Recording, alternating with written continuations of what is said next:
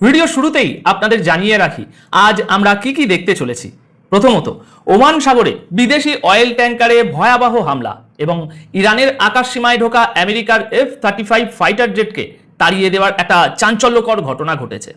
দ্বিতীয়ত, ডোনাল্ড ট্রাম্পের তরফ থেকে ইরানের কাছে পরমাণু অস্ত্র নিয়ে এমন একটা অসম্ভব শর্ত দেওয়া হয়েছে যার কাউন্টারে সরাসরি মাঠে নেমেছে এবার চীন। তৃতীয়ত, আব্রাহাম অ্যাকর্ডের নামে আমেরিকার পাতা ফাঁদে পা দিতে সরাসরি অস্বীকৃতি জানিয়েছে সৌদি আরব, কাতার এবং পাকিস্তান, যা পশ্চিমাদের জন্য একটা বিশাল বড় চাপেটার হাত। এবং সবশেষে রাশিয়ার ভিতরে ইউক্রেনের হামলার জবাবে পুতিন যে বিশাল পরিসরে সিক্রেট মোবিলাইজেশন শুরু করেছেন তা কিভাবে যুদ্ধের মোড় ঘোরাবে। তো চলুন কোনো রাগঢাক না রেখে সরাসরি আজকের জিওপলিটিক্যাল বিশ্লেষণে প্রবেশ করা যাক। দেখুন দর্শক, ওমানের রাজধানী মাস্কাটের কাছে সাগরে একটা বিদেশি অয়েল ট্যাঙ্কারে যে ভয়াবহ বিস্ফোরণ হয়েছে তা আমি বলবো শুধু একটা বিচ্ছিন্ন ঘটনা নয়। ব্রিটেনের ম্যারিটাইম এজেন্সি UKMTO একে সরাসরি অ্যাটাক হিসাবে ঘোষণা করেছে। জাহাজের এমন একটা অংশে এই ব্লাস্ট করা হয়েছে যাতে তেল লিক করতে শুরু করেছে। এখন আসল ব্যাপারটা হলো এই হামলাটা এমন একটা টাইমিংয়ে হলো যা ঠিক কয়েক ঘন্টা আগে হরমুজ প্রণালীর কাছে আমেরিকা এবং ইরানের মধ্যে সরাসরি সংঘাতের একটা খবর আমরা পেয়েছি, যেখানে 4 জন ইরানি সৈন্য নিহত হওয়ার দাবিও করা হয়েছে। বলা হচ্ছে মার্কিন ফোর্স ইরানি নৌকার পাশাপাশি তাদের কিছু মিলিটারি পজিশনেও টার্গেট করেছিল। তাহলে এর মানে কি দাঁড়ায়? এর মানে হলো কাগজে কলমে যে সিজফায়ারের কথা পশ্চিমীরা প্রচার করছে বাস্তবে তার কোনো অস্তিত্ব নেই। মিডল ইস্ট আবারও একটা বড় ধরনের যুদ্ধের একেবারে কিনারায় এসে দাঁড়িয়েছে।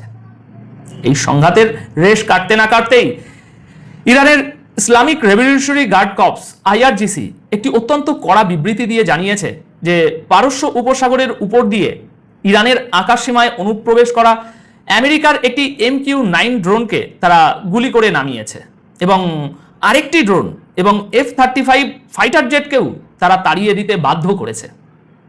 এখানে একটা জিনিস খুব সূক্ষ্মভাবে বুঝতে হবে দর্শক, IRGC কিন্তু পরিষ্কার ভাষায় বলে দিয়েছে যে আমেরিকা যদি সিজফায়ারের কোনো শর্ত ভাঙে তবে ইরানের জবাব হবে তাৎক্ষণিক এবং নিশ্চিত। এই চরম উত্তেজনার প্রেক্ষাপট কিন্তু তৈরি হয়েছিল 25-26 মের রাতে, যখন আমেরিকা ইরানের দক্ষিণাঞ্চলের বেশ কিছু মিলিটারি এবং র্যাডার সাইটে হামলা চালিয়েছিল।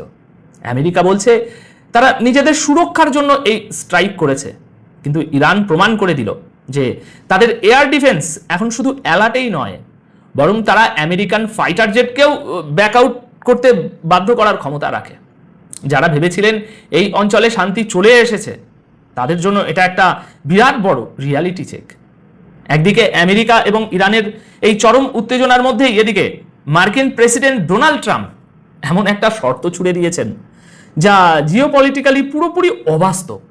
ট্রাম্প দাবি করেছেন যে ইরানের কাছে থাকা এনরিচ ইউরেনিয়াম বা যাকে তিনি নিউক্লিয়ার ডাস্ট বলছেন তার পুরো স্টক অবিলম্বে আমেরিকার হাতে তুলে দিতে হবে, অথবা ইন্টারন্যাশনাল অ্যাটমিক এনার্জি এজেন্সি যেটা আছে তার উপস্থিতিতে তা সম্পূর্ণ ধ্বংস করতে হবে।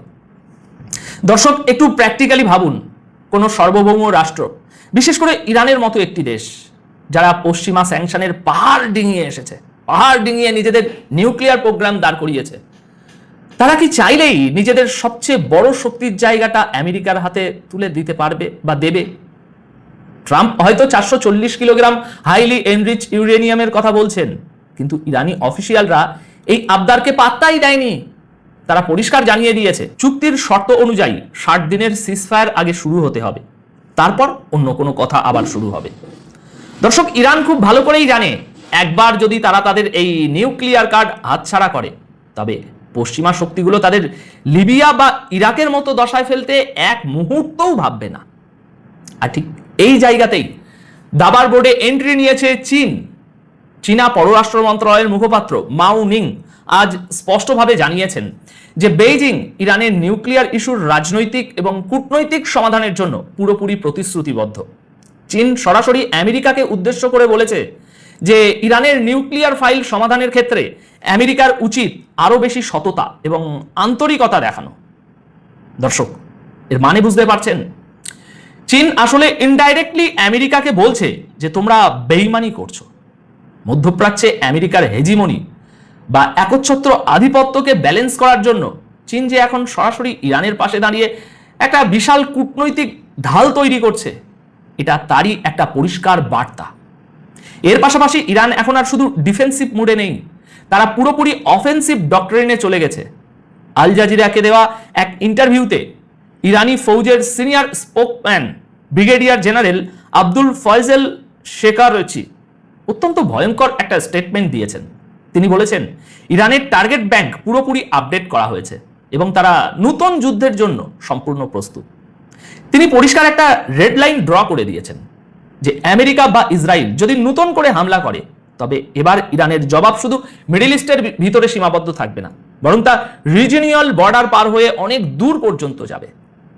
মানে আমেরিকার যেসব বেস বা তাদের মিত্রদের যেসব স্থাপনা এই অঞ্চলে বা এর বাইরে আছে, সবাই এখন ইরানের মিসাইল রেঞ্জের আওতায়।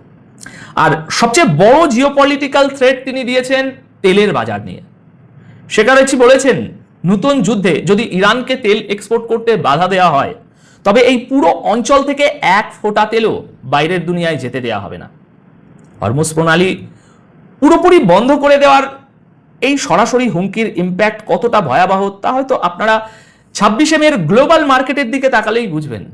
26শে মে যখন পশ্চিম এশিয়ায় আমেরিকা ও ইসরায়েলি হামলাগুলো হলো, তার পরপরই ইন্টারন্যাশনাল মার্কেটে ব্র্যান্ড ক্রুড অয়েলের দাম এক লাফিয়ে 2% বেশি লাফিয়ে বেড়েছে।